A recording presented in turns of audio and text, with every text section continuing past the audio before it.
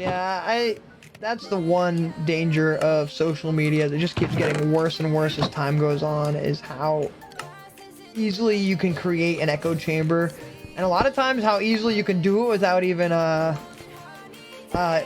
realizing it. And also the fact that people are so convinced that they are immune from propaganda. I'm not even immune from propaganda. No one is immune from propaganda. Fact checking for some reason has gone from being like what should be your standard fucking impulse the moment you learn something to such a politicized thing, and I don't even understand how. Because it's just like, literally all fact checking is, it's like saying, hey, let's just go and make sure that this is true. Let's look at the sources. And it's become some crazy, like, no, it's a secret bias tool owned by the, you know, whatever. It's like, are you okay?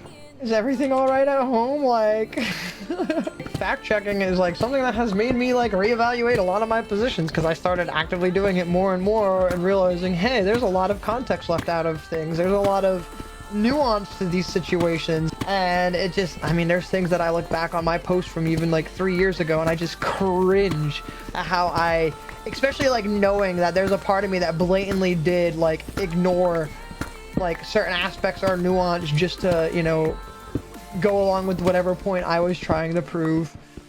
And it, you know, it makes me sad that I was like that way. And I mean, I can only grow from it, I guess. And I mean, I think that's probably why I push out as hard as I do, because I feel like, I don't know, I may have done damage, and I want to undo that damage, because I mean, I've spread a lot of really hateful and terrible shit in the past, and I don't know, definitely have changed a lot. And I mean, I think that's the other thing that makes people frustrated with arguing with me, is because I know the rhetoric. I used to be that way. I know the things to say. I know what argument you're gonna go to, that I just jump straight to it, and then it just, which I feel like is honestly a bad rhetorical tactic. I need to get better at my, that, because I feel like I just immediately just shut people down by immediately going, well, this is exactly what your belief is, and this is why it's wrong, so now what? And then it's just immediate, like, just shut down, where they typically just ignore it and don't even reply, or they just like say some weird anecdotal thing, or like, well, you know. But yeah, this latest thing with like the whole vaccine shit, and people like, I don't know, there's so many people that are like acting like, I don't know, like, I guess they just are learning how vaccines work and acting like they're, you know, big brain people, pointing out that you can still get COVID if you get vaccinated. It's like, yeah, just like you can still get the flu if you get vaccinated, just like you can still get the chicken pox if you're vaccinated against the chicken pox. Like, you know, it's rare, but it's possible.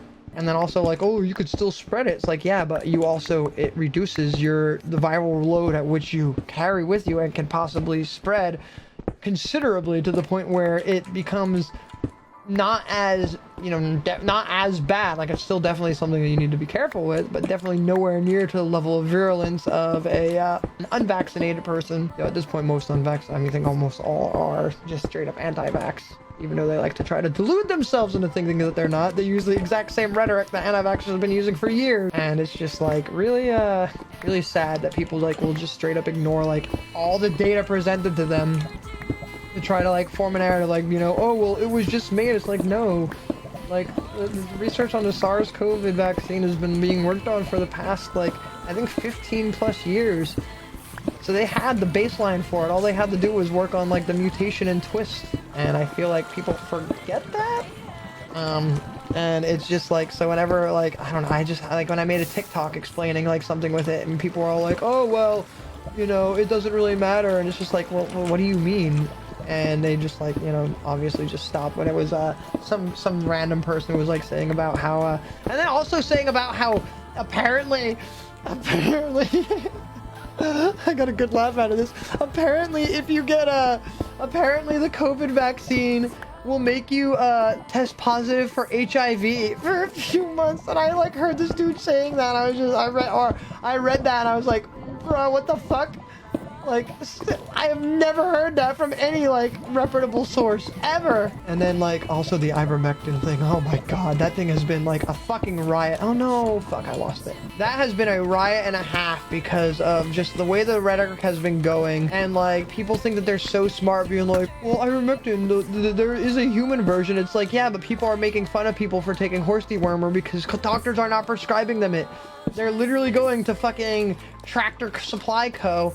and buying it and taking the horse version of it, which is why people are laughing at them. I think everybody who's pointing it out knows that yes, there is a human version, but no one is fucking using the human version. Oh my god, I've been missing so many comments. Holy shit. People are usually not cool with valid info, and right now living in the age of theory and no hard fact. Yeah, and on top of that, not only that, we're living in the age where public, papers that are being researched are able to be accessed before they're even published and peer reviewed, and so people are able to take those and be like, look at this is fact. Problem with me people, they stopped getting cautious or never were. Many treat like a me. Yeah, that's true. A lot of people did, which was very frustrating. But it also didn't help that the CDC originally did say once you were vaccinated after your 2 weeks after your shot, you were good to go without a mask. So that isn't only because, I mean, granted, you should have probably kept, because like I went without a mask for probably like a week, and then I was like, no, I don't know, I just feel like I should be wearing a mask again. And then literally 2 weeks later, like,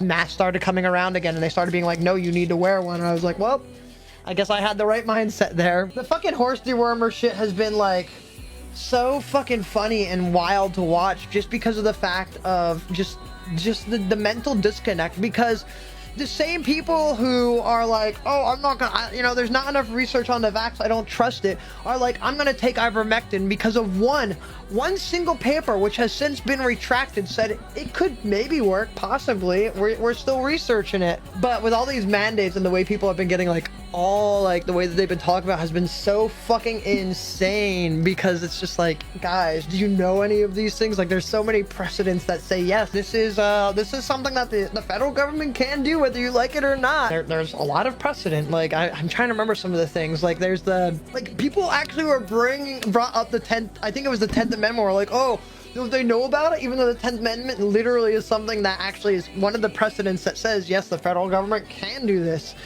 But then there was also a case, fucking hell, I'm trying to remember what the name of the case was. Let me see if it's in my history, because I was actually reading up on it today. Fuck, I wish I remember what the name of the court case was. Anyway, it was just a court case that basically decided that the US government is allowed to force the states to make sure that, people are, doing certain things in a national health crisis, which is something that, obviously they can do. And it's just interesting seeing how people don't know that. But then again, I don't know why I am surprised, because these are all the same people who literally had no idea how our election worked, and then watched it with a fucking magnifying glass this year and like thought every single thing was a red flag, when if you've ever paid a close attention to election, you'd be like, oh, this is just business as usual, like that it takes that long to count and all that shit. But everybody thought that there was like some scheme. The way that it's just has been very, very frustrating, but it is what it is. And I hope at least with a little bit of like, my little posts I've been doing on Snap, and now that I'll be doing on here with my streaming stuff, I can help, knock down some misinformation or point out some, points of view that some people might not look at.